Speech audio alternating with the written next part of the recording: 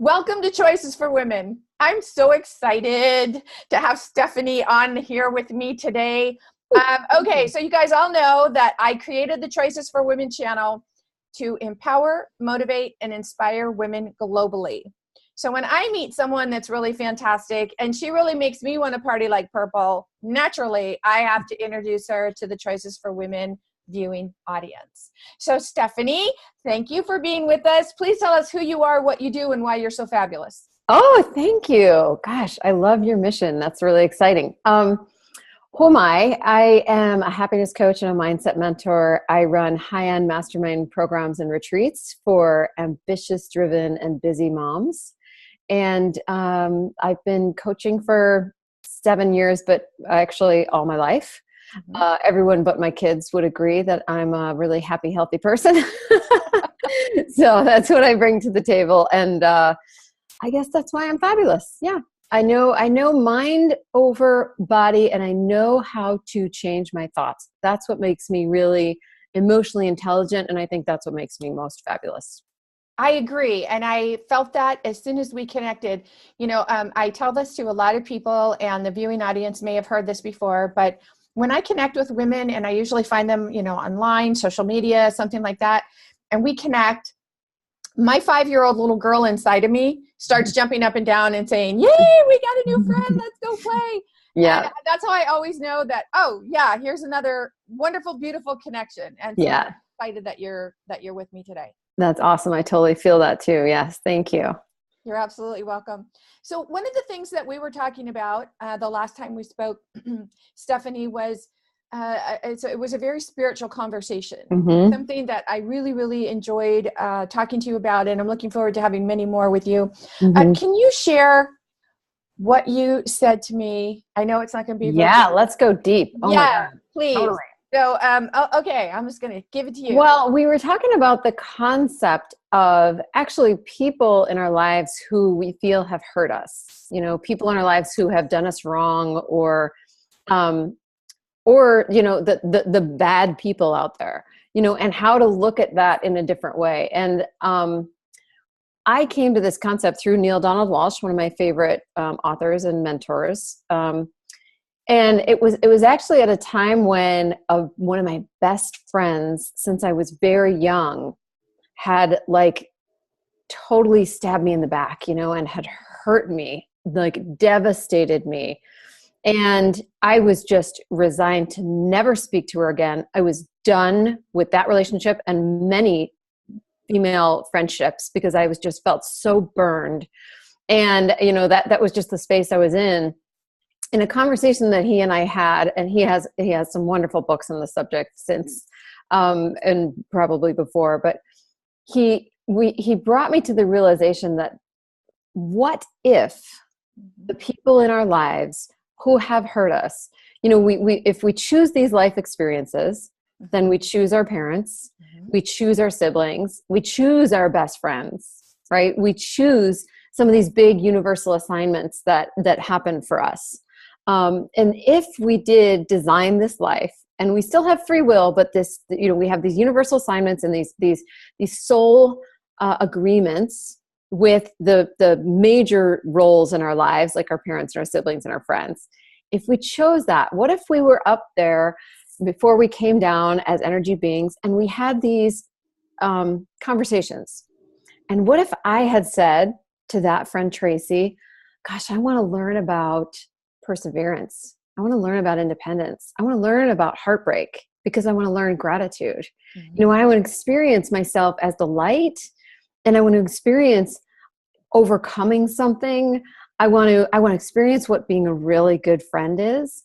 And maybe, who knows how I might experience that." And she said, "I'll help teach you that. I'll come down and help teach you that." And I was like, "Really? You would do that for me? But how are you going to do that? Because you're the light and I'm the light." And she said, "Well, I'll lower my vibration and teach you about forgiveness, perseverance, independence, how to get through anything, how to be a great friend. Just don't forget that I'm the light too. Don't forget that I'm the light. Don't forget that we have this agreement." And I said, "Thank you." And she said, "Remember that I'm doing this because I love you this much."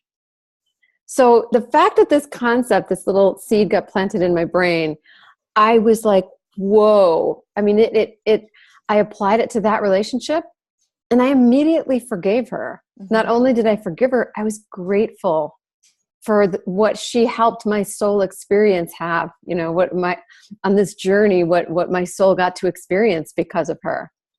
And so applying that to all these different areas in our lives, I know it can be really like, but it's a wow. When we have to take 100% responsibility for everything, it's a game changer. And the Buddhists have a saying called noble friends. Are you familiar with that? Noble friends are exactly who you just described. They are beings of light who we choose to come into this lifetime and have them teach us trauma, drama, anything that we would look at as negative, so that we can evolve spiritually. And I have to tell you, when I learned that term, noble friend, it made a huge difference when I thought of people that I felt had wronged me. So for women, when you think about like ex-husbands or ex-boyfriends or parents who were not kind, or just anyone, a boss who was overbearing, and you stop and you think about it and you say, okay, so this is a noble friend. What is this noble friend teaching me? And I'm not saying that it's easy. You can just like flip a switch and say, oh, okay, yeah, it's all about me learning a lesson, because we also have human emotion. And that's the stickler part of it. Well, it's if we believe our thoughts that are a lie, that is like, this hurt me, and she stabbed me in the back, and, she did me wrong. If I believe those thoughts, what if I take those thoughts away and I'm just in the present moment and I'm like, it is what it is, Yes. like, and it's so freeing. I spent most of my life trying to understand like why I'm here. Why in the heck, am I on this planet? What earthly reason would God have had to put me on this planet to just have such a horrible, horrible life? And when I learned about noble friends, and I learned about, starting to really take 100% responsibility for who you are and your choices, it's the most liberating. Yeah, I'm trying to think of a really good adverb, or a really good description, because you really just feel this lightness of being. Totally. Yeah. So Steffani, when you're working with people and they can't grasp this concept, how do you help them step outside of their current beliefs? Oh, that's a good question.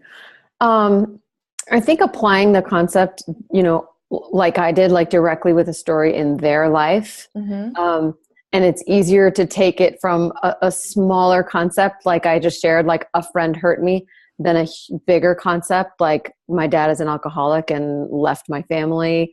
A much bigger concept, like, I don't know if we even want to go there, but like Hitler and the whole Holocaust, like, he probably made agreements, like, that's usually like, no, whoa. So I start with the small and introduce it to things in their life. And, most women that I coach, it is around hurts with their parents or their husband, or, a friend or someone that, abused them physically, verbally, hurt them in some way. And so it's getting out of that thought and turning it around and completely looking at it differently. And it's usually, I think, so liberating and freeing that it does feel so good that even if we're digging our heels in, it cracks us open to the possibility of it being something different. I absolutely agree. And, my heart's been really with the families this week of, we have these school shootings, and when you're trying to make sense of what life is bringing into your forefront, I think that what we have to remember is exactly what I just said. We're trying to make sense of it. Mm-hmm. And it's not about making sense of it. It's not trying to say, okay, the way I understand life to be, I'm going to try to make this a positive or a negative, a good or a bad.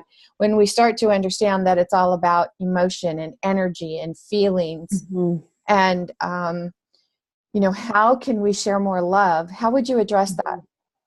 Well, I think, what you bring up is like, there may be some necessary evils, Mm-hmm. but we don't have to tolerate them. These things may be a necessary evil, and maybe there were some agreements here, and maybe those agreements were to wake us up, Right. to take the changes to love. A Course in Miracles says there's only fear or love. Yeah. And so when there's a lot of fear around, we need to bring love to that, and we need to take action toward that love. I so send my love and prayers, and I agree with everyone saying that, but there's so much more to it. We in my eyes, we have to take action toward love. Like, we have to shift this planet and raise our energetic vibration, above that of love, so that we can, live the most joyful and peaceful existence as possible, and not live in fear. So when there's too much of that fear, we have to bring love to the table. One of the things that I would just really like to say about that topic is, what saddens me, what hurts my heart, is all the comments that I see on social media about the event, Mm-hmm. and how people are pointing fingers and blaming. And that's fear-based, not love-based. Mm-hmm. So when you ask yourself a question, what I'm about to post, is it fear-based or love-based? And if we start right there, look at the ability that we have to raise the vibrational energy of our planet by just asking that question.